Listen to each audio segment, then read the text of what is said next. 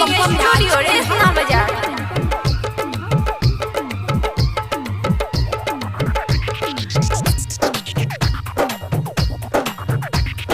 किसमिस खिया के किस लबोगे गे दोनों पकड़ के मिस दबोगे।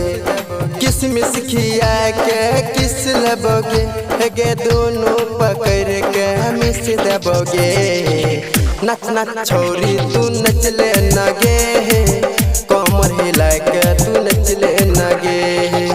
नच नच छोरी तू नचले नगे कमर हिला के तू नचले नगे। किसमिस खिया के किस लबोगे दोनों पकड़ के मिस दबोगे। किसमिस खिया के किस लबोगे दोनों पकड़ के मिस दबोगे। नच नच छोरी तू नचले नगे कमर हिला के तू नचले नगे। नच नच छोरी तू नचले नगे कमर हिला के तू नचले नगे।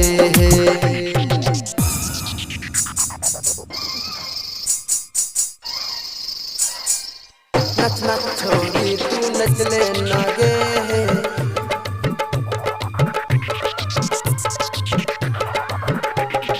डीजे बम राज नचले नगे। Presented by KPS recording studio Resna Bazar. तोरा चोली पर पैसा उड़े तो रात भर छोरी के तोरा नचे तो। तोरा चोली पर पैसा उड़े तो रात भर छोरी के तोरा नचे तो। लजर लाइट बार दतोगे तोहर गर्मी उतार दतोगे। नाचा न छोरी कमर हिला के कमर हिला के गे कमर हिला के। नच नच छोरी तू नचले नगे कमर हिला के तू नचले नगे। नच नच छोरी तू नचले नगे कमर हिला के तू नचले नगे। किसमिस खिया के किस लबोगे दोनों पकड़ के मिस लबोगे। किसमिस खिया के किस लबोगे दोनों पकड़ के मिस दबोगे। नच नच छोरी तू नचले नगे कमर हिला के तू नचले नगे। नच नच छोरी तू नचले नगे कमर हिला के तू नचले नगे।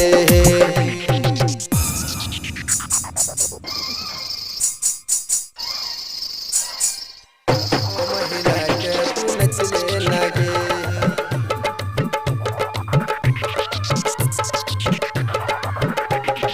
डीजे बम राज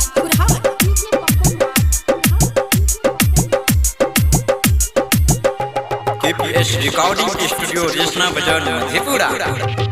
डीजे वाला छोरा गाना बजा के नच तो तोरा रत भर गे। नच तो तोरा रत भर गे। संजीत डीजे वाला गाना बजा के नच तो तोरा रत भर गे।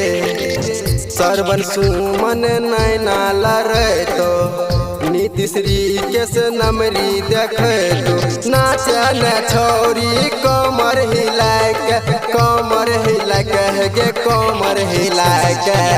नच नच छोरी तू नचले नगे कमर हिला के तू नचले नगे। नच नच छोरी तू नचले नगे कमर हिला के तू नचले नगे। केपीएस रिकॉर्डिंग स्टूडियो रेसना बाजार मधेपुरा।